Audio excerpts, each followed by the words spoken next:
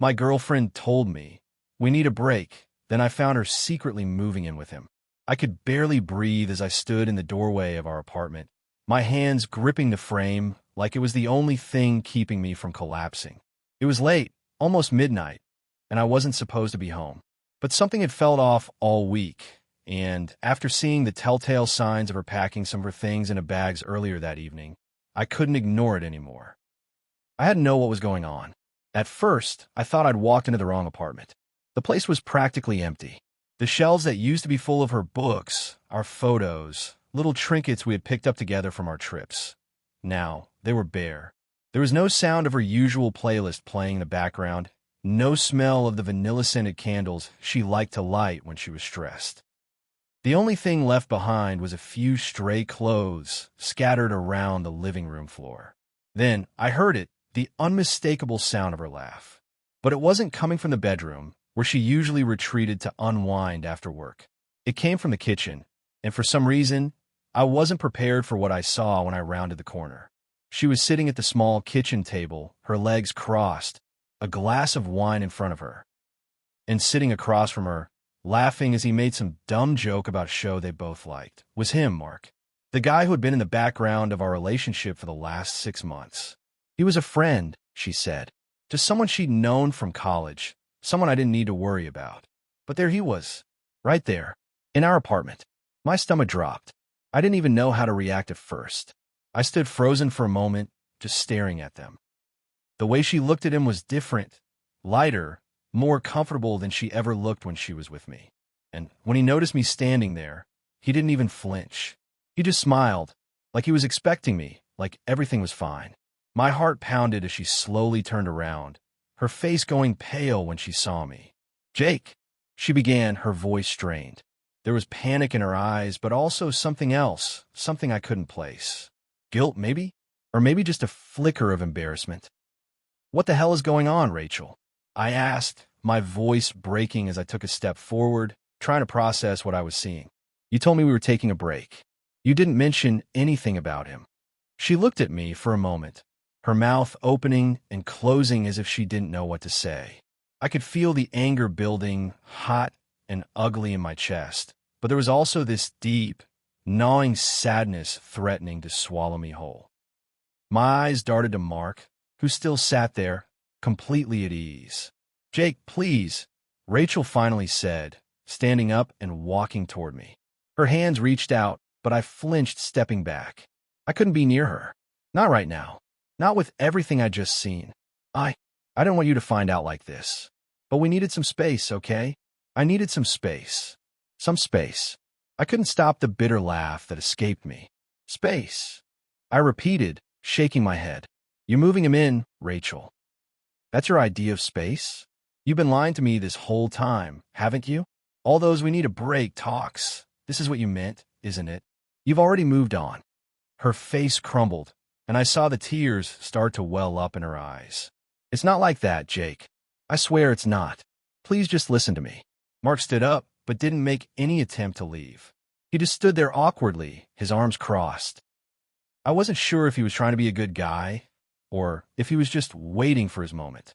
I looked at him, this stranger who had been in the shadows of my relationship for months, and I saw nothing but calm.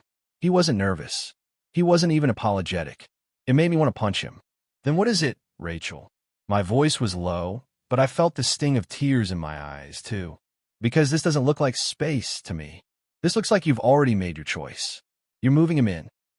You're with him, aren't you?" She opened her mouth, but no words came out. Instead, she wiped at her eyes, and for a split second, I saw the faintest glimmer of shame. But then it was gone, replaced with this defensive posture she took on, like she was trying to protect herself from something she couldn't control. "I don't know what you wanted to say, Jake. Yes, I've been spending a lot of time with Mark. I'm sorry, okay? I just couldn't figure out what I wanted. I needed to be alone for a while, and when I wasn't alone, I was with him. I didn't know how to tell you. I could feel my blood pressure rising, the anger seeping in, and I took a step back to calm myself down. But I couldn't stop the shaking of my hands. I couldn't stop the way my chest felt like it was caving in. "You didn't know how to tell me?" I repeated, staring at her. You didn't know how to tell me that you were already sleeping with him? That you were already replacing me? That this whole break thing was just a way for you to get what you wanted without the guilt? She flinched at my words, but I couldn't take them back. They felt true, even if they made me sick to say them. Mark stood there for a moment, shifting uncomfortably, but then he spoke up. Jake, look, man, I didn't want any of this. I never meant to come between you two, but Rachel, she's been hurting for a while now. I'm not the bad guy here. I stared at him. You're right. You're not the bad guy. You're just the guy who took advantage of someone who didn't know how to communicate with me, someone who didn't even respect me enough to be honest with me. I could feel the heat rise in my face, the anger bubbling up in waves. I had been in this relationship for 2 years. I had poured myself into it.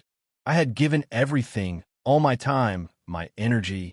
I thought we were building something solid, something real.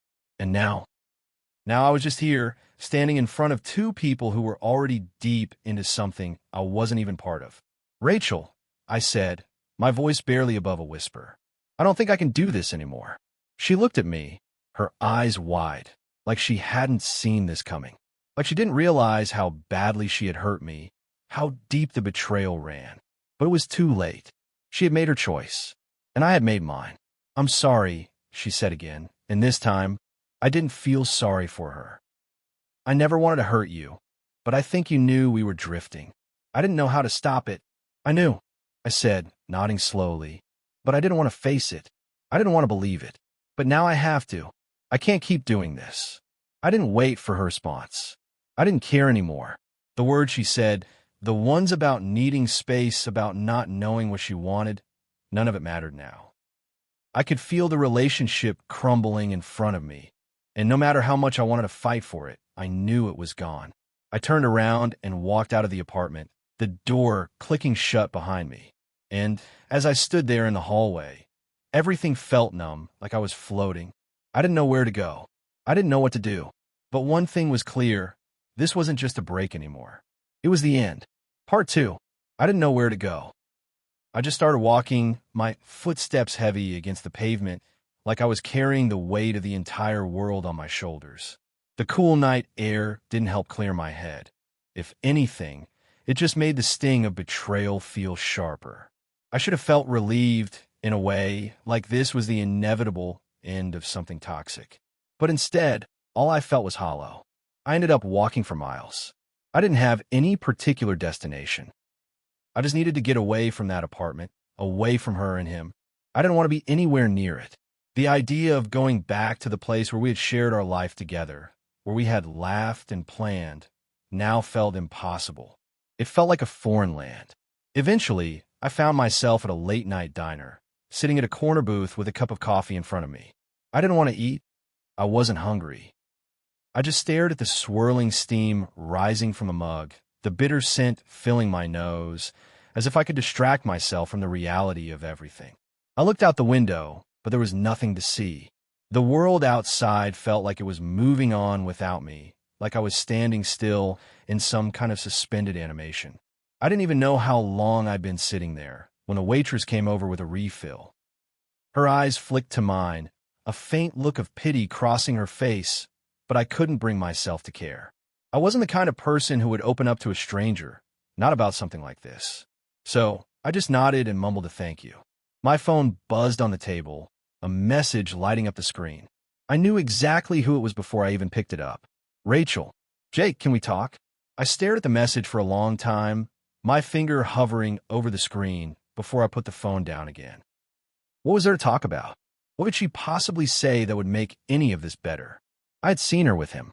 I had caught them. She had been hiding him from me for months, telling me she needed space while, in reality, she was already planning her escape. I took a long gulp of coffee and sighed, the warmth doing little to calm the storm inside me. I didn't want to respond. I didn't want to hear her explanation, her excuses. But I knew I had to, for my own sanity, if nothing else. I couldn't just pretend everything was fine, not anymore. I needed answers.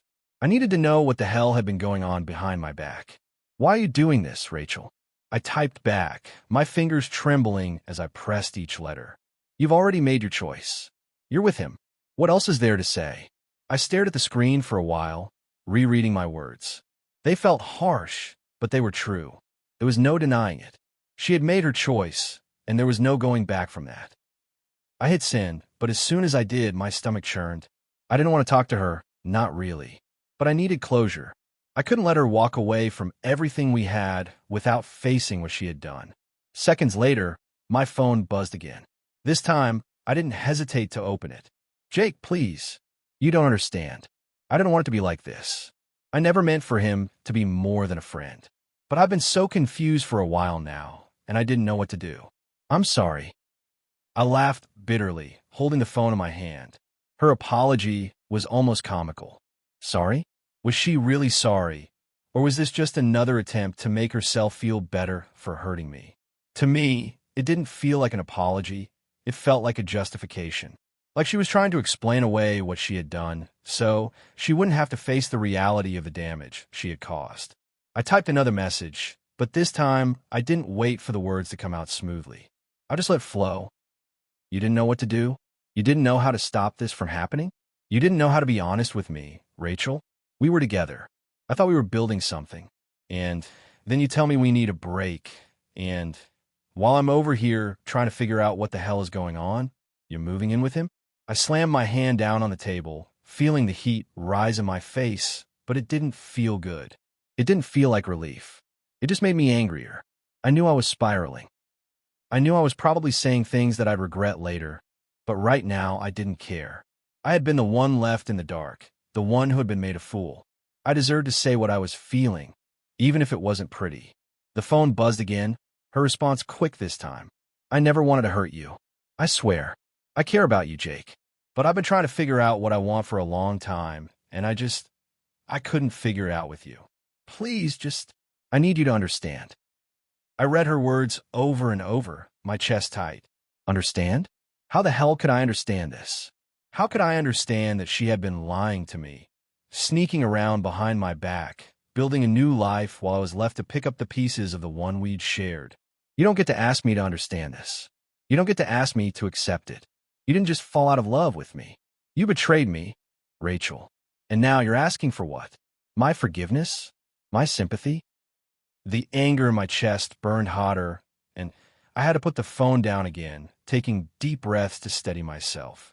But even as I tried to collect my thoughts, it felt like they were slipping through my fingers, like the whole world was spinning out of control. I don't even know how much time passed before my phone buzzed again, and this time when I looked at the message, it was different. It wasn't from Rachel. It was from Mark. "Jake, I know this isn't easy, but I'm not the bad guy here. Rachel and I didn't plan this, and I never wanted to hurt you. I'm not trying to take her from you. She needed someone, and I've just been there for her. Please don't hate her for this." She's been confused for a while. My stomach churned when I read it. I couldn't even process what he was trying to say. He wasn't the bad guy. He wasn't the one who had lied to me, who had manipulated me, who had let me think everything was fine while he was waiting in the wings. "Don't contact me again," I typed back. "This isn't between you and me. It's between me and her. You've already gotten what you wanted." I hit send and shoved the phone into my pocket, the weight of it suddenly feeling too much to bear. The diner was quieter now, the last few patrons finishing up their meals and leaving. I looked out the window, watching the night stretch on, knowing that the reality of what had happened still hadn't fully hit me. I was still numb, still reeling. But what I didn't know, deep down, was that this chapter of my life was over. And for the first time in what felt like forever, I was free to move on.